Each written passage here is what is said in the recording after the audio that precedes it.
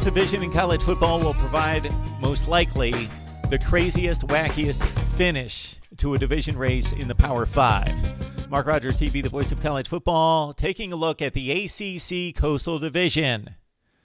All right, if you love college football, this is your place to be, so lock it in. Like, comment, share the videos, and subscribe. Also, join our Voice of College Football community for my weekly predictions, 58% against the spread, and then also keep in mind that we provide an exclusive live stream with you, the viewer, the member of our Voice of College Football community. Again, grab the link in the description section below. Taking a look at the ACC Coastal Division, it is crazy, it's wacky, who knows how it's going to finish. There are no elite teams. You know what? There are no even really good teams in this division. It's the worst division in college football. But I love the mayhem. I love the possibilities. I love that it's most likely going to go down to the final game of the season. So before we look at the stretch drive and the final week of the season, let's go back to week 1. So in 2018, the Pittsburgh Panthers defeated Virginia. That proved to be the pivotal game in Pitt's championship run, in which they went, just 7-7. Over the course of the season, but they went 6-2 in the ACC, and therefore they won the ACC Coastal. Key win last year was Pitt over Virginia in Charlottesville. So the two teams matched up in week 1 of 2019, and Virginia went to Pitt and took revenge over the Panthers, and that could prove to be the key game here in 2019. Or could it be the matchup that we're going to see this Saturday, as Virginia and North Carolina right now share first place in the ACC Coastal at 3-2. We could have a 4-4 division champion here. So right now, again, Virginia and North Carolina are both 3-2, and they play in Chapel Hill this Saturday.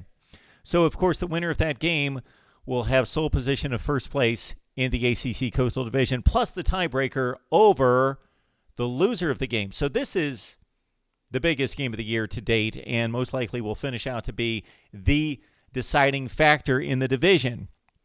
Also, keep in mind, the North Carolina turnaround under Mack Brown has been remarkable, because in addition to just being 3-2 right now, it goes beyond that. This is a program that has been 1-7 in the ACC the past 2 years, and they're not just 3-2, which would be a tremendous turnaround, but consider that North Carolina at 3-2, it's 2 losses by 1 point to Clemson on a failed 2-point conversion in which they could have won the game and defeated the defending national champion. Also, a 6 overtime loss to Virginia Tech.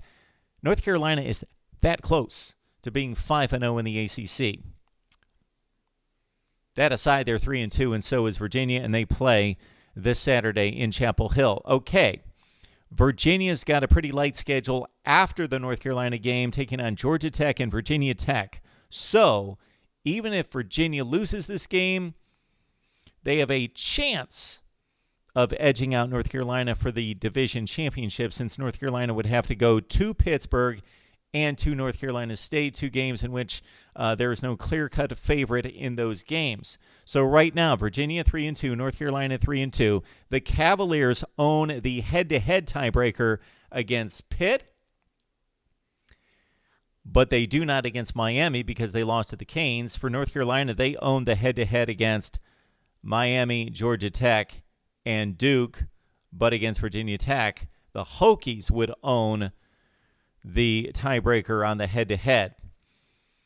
Virginia Tech's 2-2.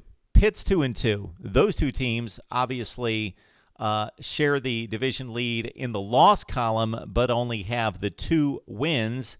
Virginia Tech takes on Wake Forest coming up this Saturday. Pitt's got a date at Georgia Tech. Pitt with a big loss against Miami, or they would be in great shape at 3-1, but they lost that game at home to fall to 2-2.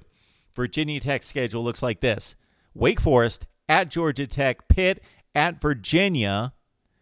Pitt plays Georgia Tech on the road, North Carolina at Virginia Tech, and BC. So the pivotal game for Pitt would be the game in 2 weeks against North Carolina at home.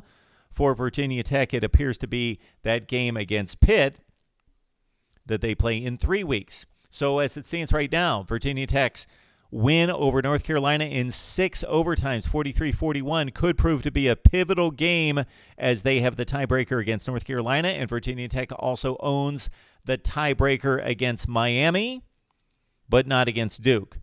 Pitt owns the tiebreaker against Duke. They won that game 33-30, but they would be ousted in the tiebreaker against Virginia and against Miami. Speaking of which, one game out of first place would be Duke at 2-3, Miami at 2-3.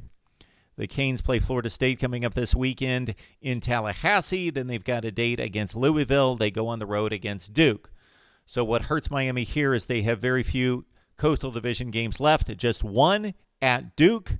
Duke is 2-3. They've got Syracuse. They've got a game at Wake Forest. And then they've got Miami. So like Miami, these two teams only play one Coastal Division game left out of the final 3. So it's going to be difficult for them to make up ground because they just don't have the head-to-head games left.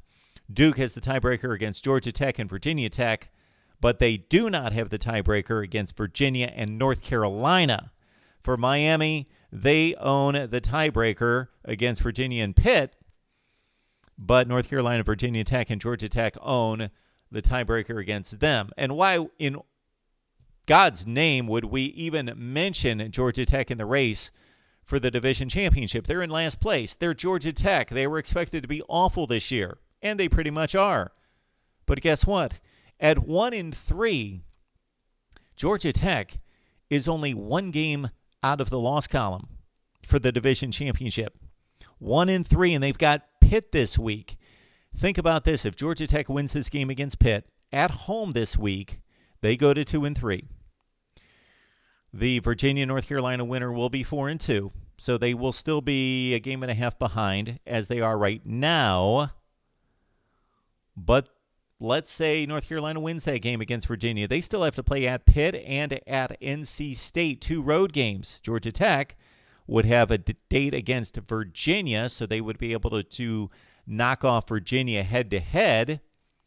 They've got Virginia Tech and North Carolina State as well. So Georgia Tech is playing the 3 most important teams in the division as it stands right now. So nobody's expecting Georgia Tech to complete or accomplish the mission. But they are playing the 3 critical teams that they need to play the next 3 weeks in Pitt, Virginia, and Virginia Tech. Georgia Tech, of course, would own the tiebreaker against Miami, but not against North Carolina and Duke. All right. Again, the game of the year, the way it stands right now, the most important game played, Virginia's win against Pitt. But coming up, Virginia and North Carolina and Chapel Hill would most likely be the game that's going to prove to be the most pivotal in a series of games between North Carolina, Virginia, Virginia Tech, and Pitt in particular that will be critical down the stretch. Okay, what's going to happen? Those are all the things that could happen. Any team could win it. Virginia and North Carolina have the most favorable odds. Then Virginia Tech and Pitt. Then Duke and Miami. And forget Georgia Tech. I'm writing them off right now. Yes, mathematically, they've got it all right in front of them. They could make it happen, but they won't. What's going to happen? I like North Carolina to beat Virginia and win one of its final 2 games, but also Virginia to win as well. So that takes us to 5-3, 5-3 right there. Then we've got Virginia Tech going to split its final 4 games to finish at 4-4. Pitt, though, will win 3 of its final 4 games to finish at 5-3, which causes a 3-way tie for the division championship. I went through the metrics of a 3-way tie between North Carolina, Virginia, and Pitt, and I don't even want to go through it. It is so convoluted and complicated. We will post for you to run down the ACC rules for determining a 3-way tie and who would win the division championship. There you have it. That's what it would be. North Carolina, Virginia, and Pitt all finish at 5-3 as a tie for the Coastal Division Championship. And the way I see it playing out, they would not be able to decide based on the first tiebreaker because North Carolina would have a win against Virginia. Virginia's got the win against Pitt, but Pitt's got the win against North Carolina. So you go to the second tiebreaker and on down the line. It is a mess in the ACC Coastal Division. You run the metrics. You figure it out. Again, it's a mess, but the most important game to date is being played this Saturday in Chapel Hill with North Carolina taking on Virginia. I will possibly run through other divisions and the odds and the matchups and the metrics right here at Mark Rogers TV, the voice of college football, but nothing's going to get messier than the ACC Coastal. We'll see you next time.